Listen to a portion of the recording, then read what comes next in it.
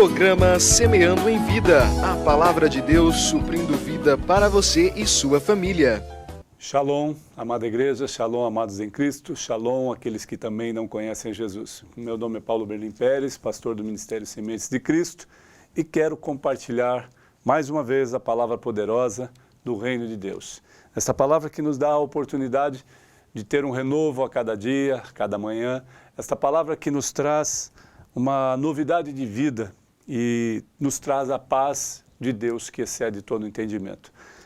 Amados, compartilhando com vocês, eu quero falar hoje, está em Efésios, capítulo 2, nós vamos ler do versículo 1 ao 10, diz assim: Ele vos deu vida, estando vós mortos nos vossos delitos e pecados, nos quais andaste outrora, segundo o curso deste mundo, segundo o príncipe da potestade do ar, do espírito, que agem antes nos filhos da desobediência. Vamos ler até aqui, depois nós continuamos o texto. Aqui quando ele está falando nesta questão do pecado para a salvação pela graça, o texto a qual se refere em Efésios, amados, ele está falando que outrora eu vivia sobre um domínio das trevas, ou seja, eu vivia sobre a potestade do ar, o espírito do ar, das trevas, aquele que governa temporariamente esta terra. Agora, algumas pessoas podem falar assim, mas como pode o príncipe deste mundo ser Satanás, quando Jesus é tratado como Rei dos Reis e Senhor dos Senhores, como advogado fiel, justo juiz, príncipe da paz? Tudo isso foram nomes que estabeleceram a trajetória de Jesus.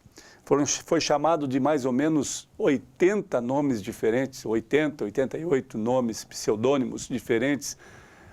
Pai das luzes, Deus fiel, advogado, filho, ovelha. Foi chamado leão da tribo de Judá, foi chamado de tantas coisas, amados.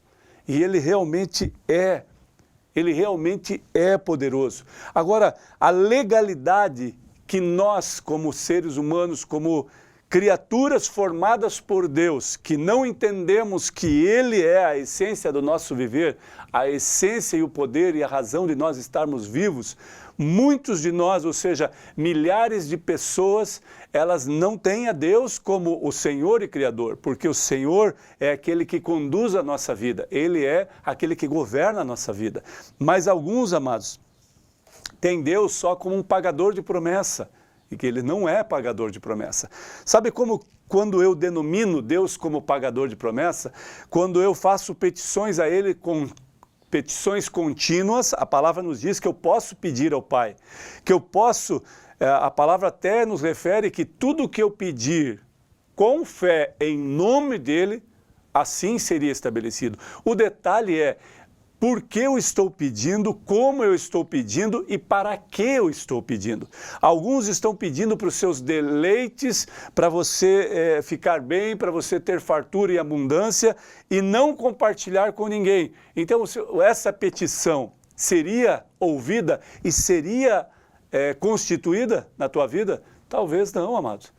E eu creio que certamente não, porque Deus sabe aquilo que está no seu coração, aquilo que está na sua declaração, antes mesmo de você fazê-la, antes mesmo de você pensar, Ele já sabe. Então tudo que foi instituído para a glória, para o reino de Deus, para que o nome dele seja exaltado, certamente as coisas são constituídas com estas petições, mas aquilo que são sem fundamento ou para deleite próprio, só para o meu bel prazer, certamente ele vai ouvir, amados, mas possivelmente não atenderá. Por quê? Porque não há evidência de amor, não há evidência do senhorio de Jesus nessas petições e não há evidência de entender que Ele é soberano e que Ele não é um pagador de promessa. Alguns vão para a igreja e falam assim, mas pastor, depois que eu vim, as coisas pioraram. Então que Deus é esse que faz com que as coisas piorem para mim? Deus não faz nada, mas o problema é que as consequências que estão vindo agora, as consequências dos pecados, da vida desregrada, dos 30, dos 20 anos que viveram totalmente condenáveis ou transgredindo leis, transgredindo parâmetros, normas, procedimentos do país ou do estado ou do município que você está, e agora como pode? Agora está sendo purificado, limpo, instituído todas as coisas às claras, evidências daquilo que eu fazia, não para te expor, amado. É diferente, é para que aquilo seja resolvido, aquilo seja esclarecido. Mas, pastor, o Senhor não perdoou dos meus pecados? Sim, Ele perdoou, mas tem consequências, amados. As consequências, Ele é um Deus imutável, Ele não vai tirá-las. Digamos que você matou alguém no passado e agora Jesus se apresenta a você, você entrega a sua vida a Ele, você começa a caminhar, faz a leitura da palavra, começa a discipular e até pregar essa palavra. Deus faz essas coisas. Agora, isso não quer dizer que aquela condenação, ou a condenação pela morte que você tirou, não possa ser instituída. E aí, dependendo do que o juiz decretar, você pode ser preso. E aí você pode perguntar também mais uma coisa. Mas o justo juiz, Deus não é o juiz soberano? Sim, Ele é, continua sendo. E por isso Ele não pode infringir uma lei terrena que Ele mesmo declara que nós devemos cumprir com as leis do homem, porque eu e você desejamos essas leis, eu e você desejamos parâmetros, porque senão nós seríamos loucos, cada um fazendo a sua lei, cada um ditando suas regras, cada um com seus parâmetros, cada um com as suas diretrizes, porque nós pensamos diferentes, amados. Agora, para um é lícito, para outro não é lícito. Para um é lícito ter várias mulheres, para alguns não. Eu preciso instituir família com a minha esposa, com a mãe dos meus filhos. Alguns querem várias mulheres. Alguns querem fazer com que, para ele ser bem-sucedido, se precisar algumas pessoas morrerem por isso, está tudo certo, porque o que importa é eu ser bem-sucedido. Alguns não. Não, se essa pessoa for prejudicada para que eu fique bem, então eu não quero. Então são parâmetros diferentes, não são leis diferentes. Agora Deus, que é imutável, Ele não pode fazer com que você, que precisa cumprir com a lei e descumpriu, e agora a consequência é a tua prisão ou a tua condenação, Ele não vai fazer com que isso não aconteça, amado. Ele vai te dar força, refrigério, Ele vai te dar uma paz que excede todo o entendimento para que você cumpra com aquilo. Agora, as decisões humanas, ou a decisão do juiz, ou de quem for, lá na frente, que entender que você cumpriu, que você está sendo bem-sucedido lá onde está preso, e agora, por uma decisão também humana, dos 20 anos que você ia ficar foi amenizado para 5, para 10, entenda o amor de Deus, entenda que Deus sempre consola o homem e que certamente pode ter atribuído àquele homem que determina o tempo e o modo que vai ser para que amenize essa pena. Agora, Ele não vai fazer com que você não seja penalizado, Ele não pode, Ele é imutável, amado. Ele é pleno, Ele é justiça plena, Ele não pode conduzir dessa forma. Então, nós precisamos entender, amados, que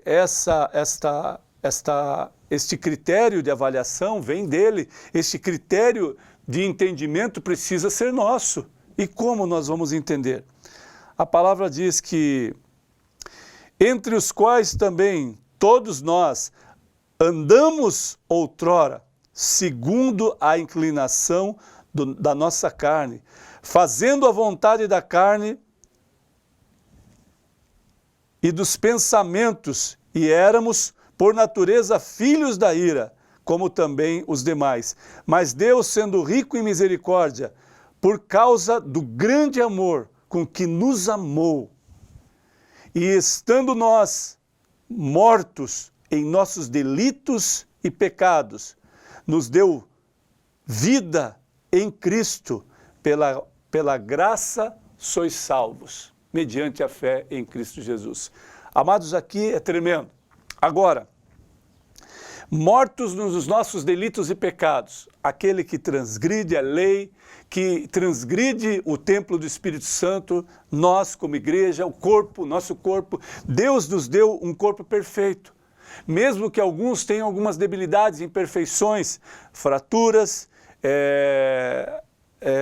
definhamento de membros, mãos, dedos, dificuldade para andar, para caminhar, mas o corpo, a estrutura do corpo é perfeita. Alguma debilidade pela incompatibilidade do homem e da mulher, ou daquilo que foi instituído agora como vida, pode ter dado algum problema nessa trajetória, nesse caminho, pela medicina, pelos estudos da ciência.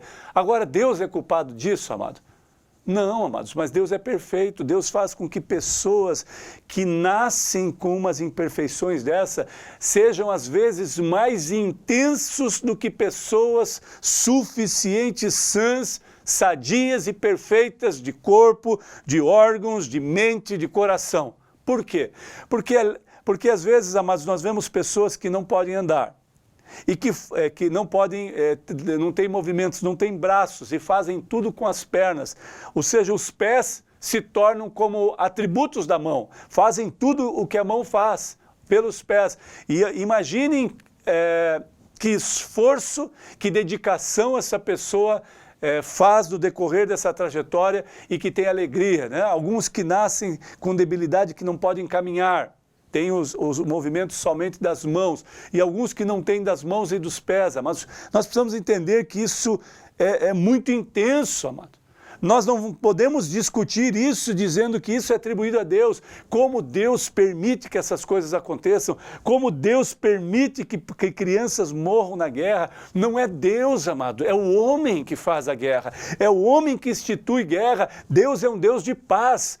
Deus é um Deus que consola, que ama, que tem misericórdia. Aí você fala, mas Deus poderia paralisar tudo isso, mas a vontade é do homem, amado. Você precisa entender isso. Você que é usuário de droga, a tua família deve falar assim, mas o meu filho, mas Deus poderia fazer isso, mas a decisão é sua, é do seu filho, amado. Deus é imutável, Ele quer, Ele ama, Ele quer que essa pessoa seja regenerada, mas essa pessoa precisa se expor a Ele, precisa se prostrar a Ele e dizer, Deus, muda a minha vida, e Deus pode mudar. Deus, eu preciso de ti, e Deus fará, mas enquanto o seu ego, enquanto a sua vontade prevalecer, ele dizer, eu quero fazer isso, eu quero beber, eu quero usar drogas, eu quero me prostituir, eu quero fazer várias coisas que não agradam, eu quero, é o desejo meu. Amados, como Deus vai intervir se Ele é imutável? Ele faz, amado, Ele quer fazer, mas a pessoa é que decide quando Deus pode agir, amados. Por quê? Ah, pastor, mas você não falou que Deus é poderoso e estabelece a sua justiça e é imutável? Sim, a imutabilidade dele diz que é decisão. Vós sabeis dos caminhos corretos. Agora, se desejais estar no outro caminho ou no caminho que leva à morte, a decisão é sua. Por quê? Porque se Deus fosse um Deus carrasco, um Deus que não exercesse a justiça, mas a condenação, ele falava assim, você vai deixar de usar droga, senão eu vou te matar. Você vai deixar de se prostituir, senão eu vou te bater, te espancar e te matar. Deus não faz isso.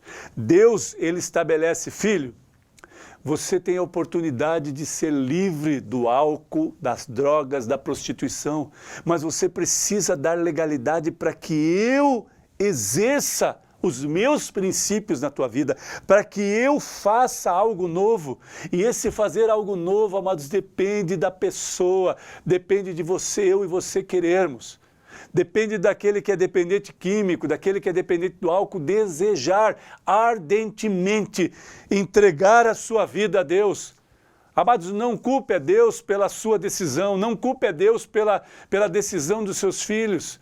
não tem nada a ver com Deus. Deus não instituiu isso. Deus instituiu uma vida de amor, amado.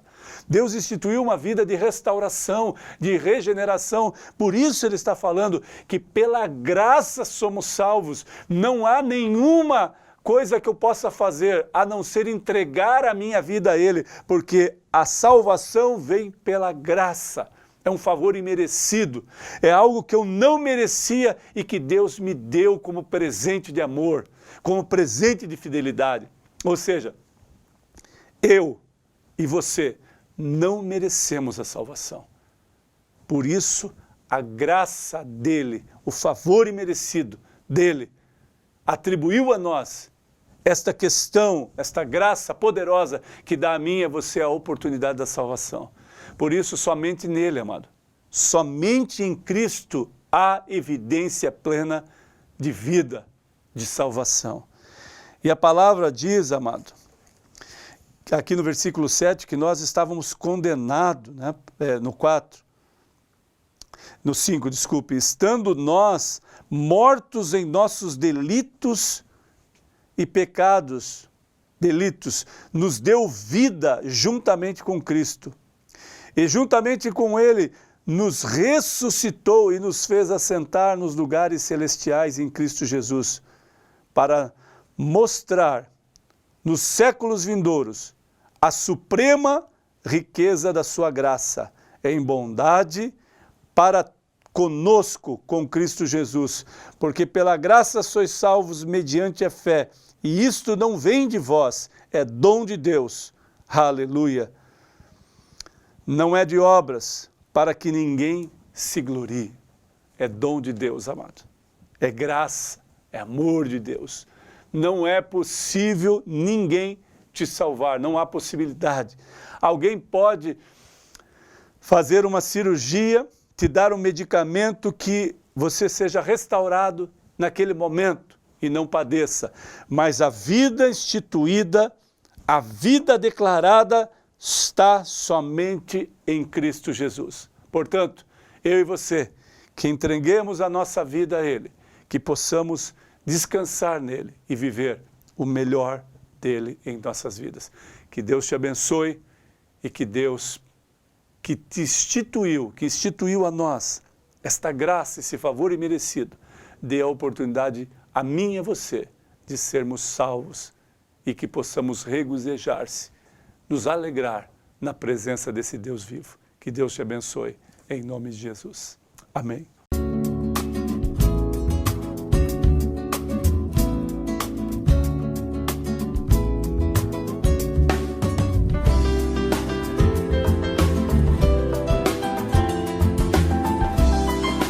Programa Semeando em Vida, a palavra de Deus suprindo vida para você e sua família.